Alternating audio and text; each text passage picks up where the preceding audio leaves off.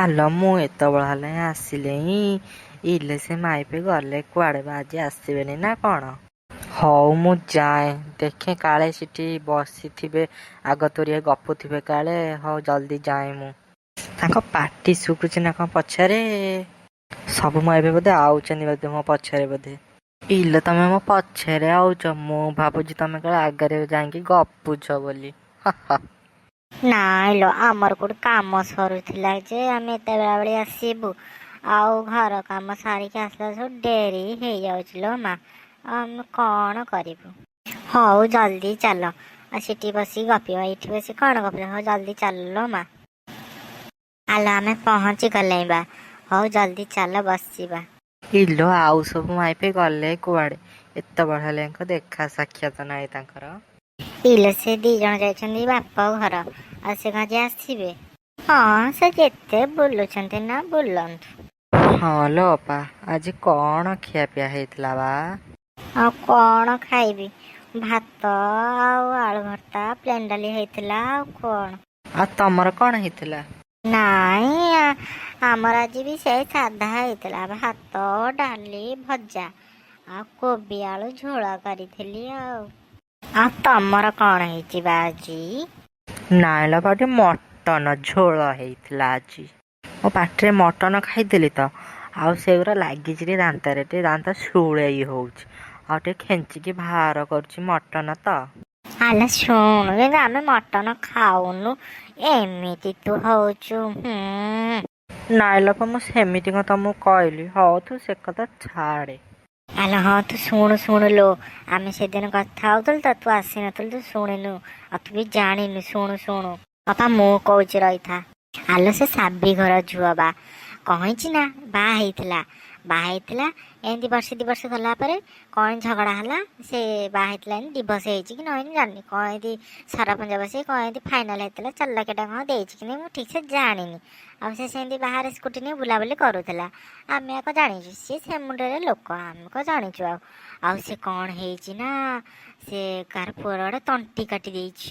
କ'ଣ କହିଲୁ? ସେ ତଣ୍ଟି କାଟି ଦେଇଛି? ସେ କିଏ ବା? ମୁଁ କହୁଛି ସାବି ଘର ଝୁଅ ବା। ଆଉ ସିଏ ତାର କ'ଣ ଗାର୍ଲଫ୍ରେଣ୍ଡ ପୁଣି କହିଛି। ଆଉ ସେ ତଣ୍ଟି କାଟି ଦେଇଛି। ଭଗବାନ, ସେମିତି ମାରାତ୍ମକ ଝିଅ ଲୋ। ସେ ଝିଅ ଏବେ କୋଉଠି ଅଛି ବା?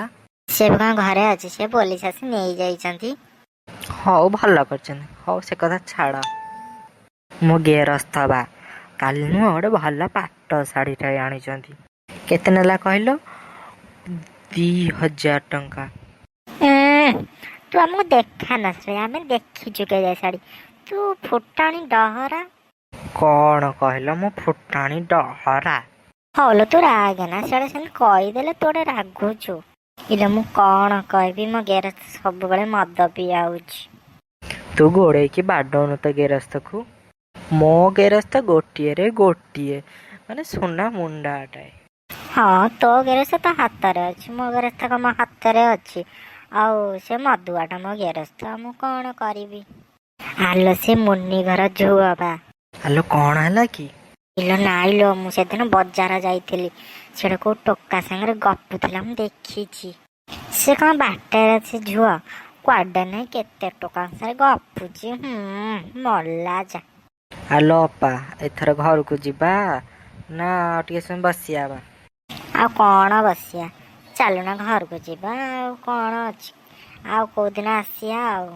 ହଁ ଚାଲ, ମୁଁ ଘରେ ଗଲେ ସନ୍ଧ୍ୟା ଦେବି, ଧୂପ ଦେବି। ମୋ ଶାଶୁକୁ ନେଇ ସନ୍ଧ୍ୟା 6ଟାରେ ଚାହା ନେଇଦେବି। ମୋ ଶାଶୁ ଅଲିଅଳି ଶାଶୁ ଖଣ୍ଡିଏ। ହଉ ଚାଲ ଘରକୁ ଯିବା। ଇଲୋ ପୁଣି କାଲି ଆସିବ ନା ପୁଣି ଆସିବନି ବା?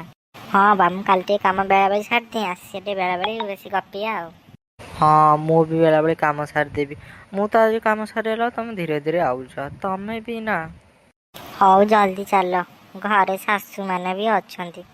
ଯାହା ମୋର ଶାଶୁ ନାହାନ୍ତି, ଯାଉ ସେ ବୁଢ଼ୀ ମରିଯାଇଛି ମୁଁ ଆସିବା ପୂର୍ବରୁ। ହଁ ତୋର ତ ଭଲ ଆଉ, ଶାଶୁ ମରିଯାଇଛି ଆଉ। ଆଉ ମୁଁ ତ ମରୁଛି, ଆଉ ଶାଶୁ ମୋ ମୁଣ୍ଡ ଖାଇଯାଉଛି ଲୋ ମା। ହଁ ମୋ ଶାଶୁ ମରିଯାଇଛି ନା, କିନ୍ତୁ ଶ୍ୱଶୁର ବଞ୍ଚିଛି ବା। ମୋ ଶ୍ୱଶୁର କ'ଣ ରଖେଇ ଥୋଇ ଦଉଛି? ସିଏ ବି ମୋ ମୁଣ୍ଡ ଖାଇ ଦଉଛି ବା, ସିଏ ବି ଗୋଟିଏ ଖଣ୍ଡିଆରେ ଖଣ୍ଡିଏ। ତମ ମାନଙ୍କ ତ ଶ୍ୱଶୁର ନାହାନ୍ତି, ସିଏ ତ ଚାଲି ଯାଇଛନ୍ତି ଆଗତରିଆ, ଆଉ ଶାଶୁମାନେ ବଞ୍ଚିଛନ୍ତି। ହଁ ଶ୍ୱଶୁର ଥାଇ ଶାଶୁ ଚାଲି ଯାଇଥାନ୍ତା କି? ମୋ ଶାଶୁ ମୁଣ୍ଡ ଖରାପ କରିଦେଉଛି।